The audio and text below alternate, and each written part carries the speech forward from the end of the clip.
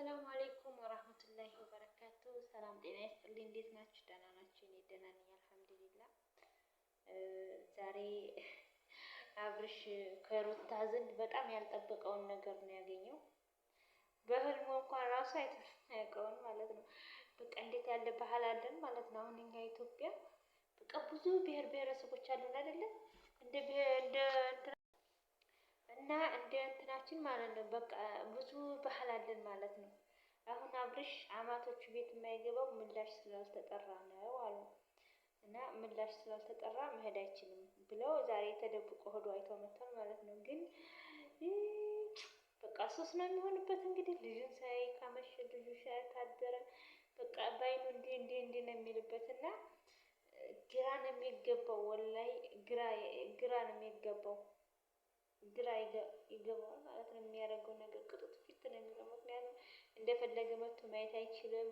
ሁለተኛ ደግሞ እዛች ሄርሜላ ጋር አልጨረሰም። ባህላቸው ደግሞ እዚህ አሁን እንትን ካልተባለ አይመጣም እያሉ ነው፣ ምላሽ ካልተጠራ። አሁን የእነ አብርሽ ሰርግ እንግዲህ ወዲያው ተጋቡ። አዎ ዱባይ ሄደው ተጋቡ። ከዛ ሲመለሱ ተጣሉ። በቃ ተጣሉ። እንደዛ እየተባለ ያው እስካሁን ድረስ አሉ። አሁን እንግዲህ በቃ አንዳንድ ጊዜ እኮ መጣላት የሚያስጠላው ለዚህ ነው። በክፉም በጥሩም በክፉም ችግር ይሆናል ማለት ነው ለመገናኘት እና በጣም ጥሩ አይደለም ማለት ነው። አልሙሂም ዛሬ መጦ ልጁን አይቶ ልጅ ያድርጓል ብሏል። ወላሂ በጣም እንትን ይላል ማለት ነው። ይገርማል። እና ሱስ ነው የሚሆንበት። ልጁን አላሊላ አሁን ደህና አንድ ላይ ቢሆኑ መሀል አድርገው ይተኙ ነበር። ልጃቸውን መሀል አድርገው ሩታ በዛ አብርሽ በዚህ በቃ ቁጭ ብለው ያድሩ ነበር ማለት ነው። ግን አብርሽ ቀረበት። በፊት ይሁን ላይ ይመጣል አልመሰለውም ነበረ። አሁን በድብቅ መጥቶ በቃ እሷንም እንትን ብሎ በመጨረሻ ደስ ብሎት ነው የሄደው። እሱማ ሩታ ስለሳመችው ደስ ብሎታል። በቃ ያኔ የድሮው ነገር ትዝ እያለ በቃ ደስ ብሎታል። አሁን ስለሳመችው ነው ደስ ያለው እንጂ በመጨረሻ እኮ እንትን ብሎ በጣም ተቆጥቶ ነበር። እኔ በቃ ምናምን በቃ ይሄድ ሲል ደስ አላለው ነበር። ከዛ በመጨረሻ ስትስመው ደስ አለው ማለት ነው። እንቅልፍ የመቷል ወላሂ ደክሞኛል። ገና አሁን እያጸዳሁ ነው። ሴትዮዋችን ነገ ልትመጣ ሆና ቤቱን ግልብጥ አድርገን እያጸዳን ነው። ገና አልጨረስንም። አልሙሂም ደስ ብሎት በመጨረሻ ደስ ብሎት ሄደዋል። ግን ባህላቸው ባህላቸው ነው ምንድን ነው ደንባቸው፣ በቃ ደንባቸው አንድ ወንድ ልጅ ምላሽ ካልተጠራ እዛ ቤት አይከድም አሉ እና ምላሽ ስላልተጠራ ነው መሰል አልሄድም ብሎ የቀረው ማለት ነው። እና ምላሽ ስላልተጠራ እዛ ቤት መሄድ አይችልም አሉ አማቶቹ ቤት። ለዛ ነው ሳይሄድ የቀረው አሉ። አንድ ሰው ደግሞ ያ አላህ መኪና ገዛላት፣ ወርቅ ገዛላት ምናምን እያለ እንትን ይላል ማለት ነው። ወይኔ እሱ ወርቁ እሷም ሆነ እሱ መገናኘታቸው ራሱ አንድ ወርቅ ነው በቃ እና ምንም እንትን አያስብልም። ለማንኛውም በጣም ደስ ይሉ ነበረ። ወይኔ አይ ይሄ መጣላት ባይኖር ወላሂ። ለማንኛውም አሁን የከሰረው አብርሽ ነው። አሁን ሶስታቸው እንግዲህ ይሰብሰቡና ስብሰባ ያርጉና ይወስኑ ውሳኔያቸውን እንጂ ካልወሰኑ እነሱ ምላሽ አይጠሩትም። ያው ተቆጥተውበታል ዘመዶቿ ማለት ነው። እና ወስኖ የሄርሜላን ነገር ጨርሶ ከዛ ይቅርታ ምናምን ጠይቆ ከዛም በኋላ እንደ አዲስ የሆነ አዲስ ነገር ቢከፍቱ ይሻላቸዋል ማለት ነው። ለሱም ይሻለዋል ከቤተሰቦቹ ጋር። ምክንያቱም አሁን ሂዶ መገናኘቱ አይቀርም። ሂዶ መገናኘታቸው ስለማይቀር እስተመቼው ድረስ ነው ግን አሁን እስተመቼው ድረስ ነው እንደዚህ አትይ ምናምን የሚባለው? ምላሽ እስከሚጠራ ድረስ። ምላሽ ደግሞ አሁን አይጠሩትም። ምክንያቱም ተጣልተዋል። ኸላስ ትንሽ ነው የቀራቸው። ተፋተዋል እኮ አሁን እነሱ እና ያንን ካላስተካከለ አብርሽ አሁን በጣም እንትን ይሆንበታል። በተለይ አዲስ አበባ እስከምትሄድ ድረስ። አዲስ አበባ ከሄደች በኋላ ችግር የለም በፈለገበት ይወጣል ይገባል። ግን እዛ እስከምትሄድ ድረስ በጣም ይቸገራል።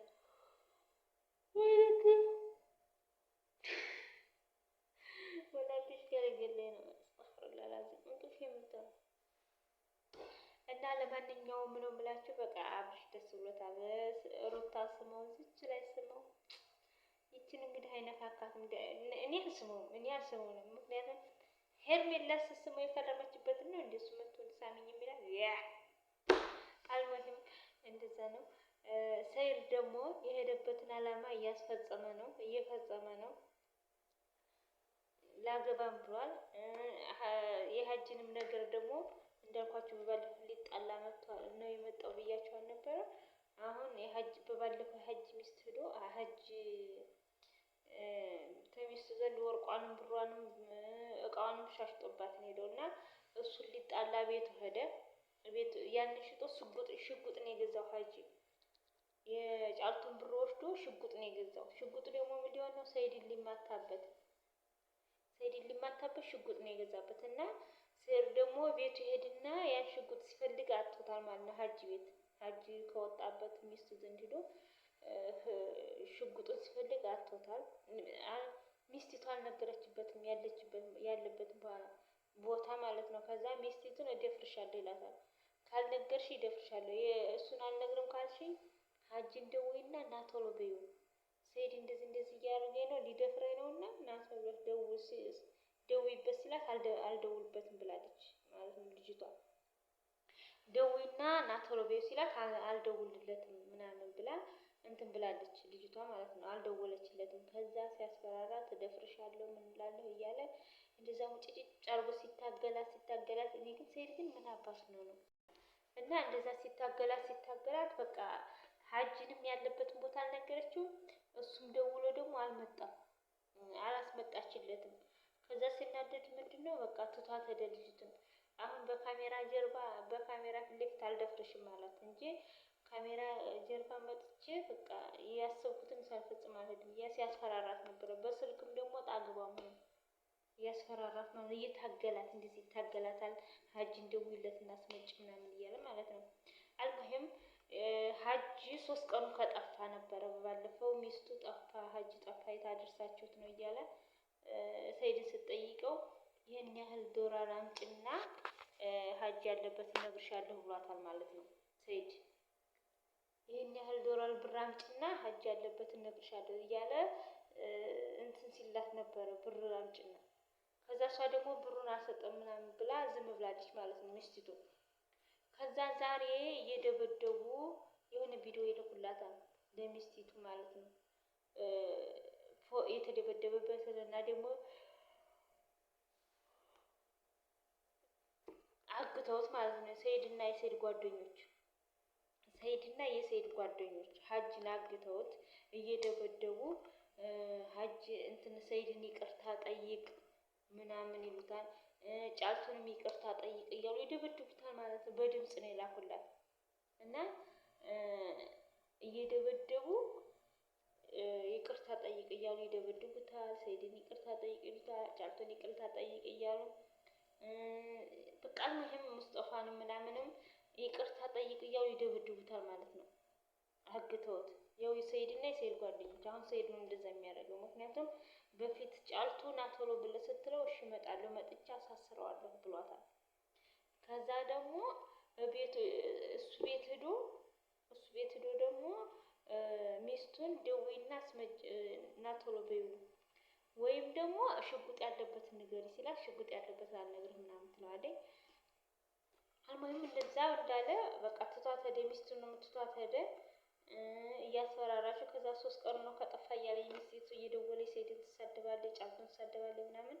አልሙሂም ዛሬ አስረውት ሳይሆን አግተውት አስረው እየደበደቡት ድምፅ ልከዋል ማለት ነው። ይቅርታ ጠይቅ እያሉ እና እየደበደቡት አሁን ሰይድ የመጣበት ሚስትን ላገባ ነው ብሏል። እንግዲህ ሚስቱን ያግባት አያግባት እንግዲህ አናቅም። ቢያገባትም አትቀመጥለትም። አንደኛ ትልቅ ናት። አላህ አለም እንግዲህ ትልቅ ትሆን ትንሽ ትሆን አላውቅም። የዚህ ሀገር ሴቶች እኮ ከተለቁ በኋላ ነው የሚያገቡት እንጂ ህፃን ሆኖ እንደኛ ሀገር አያገቡም። ቢያንስ 27 28 ሆኖ ነው የሚያገቡት። እንደዚህ ደግሞ ትዳር ባል ያጣች ስትሆን ደግሞ እስከ 30 እየጠበቀኝ ነው የምታገባው እና ትንሽ አትባልም። አሁን ይቺ ቢያንስ ወደ 28 ምናምን ይሆናታል እንደው ትንሽ ከተባለች እንጂ ከ30 በታች እኮ ሴቶች አያገቡም። ወንዶች ደግሞ 35 ምናምን ነው የሚያገቡት እና ይቺ ልጅ አትባልም። ጠይብ ምንም ችግር የለም። ያኔ እሱ ከፈለጋት የራሳቸው ጉዳይ። ብቻ ግን እንዴት ብሎ ነው የሚናኗሩት? ቋንቋው አንደኛ ቋንቋው፣ ምግቡ እረ እኔ እንደው የውጭ እኔ እንጃ ቢያንስ ኢትዮጵያ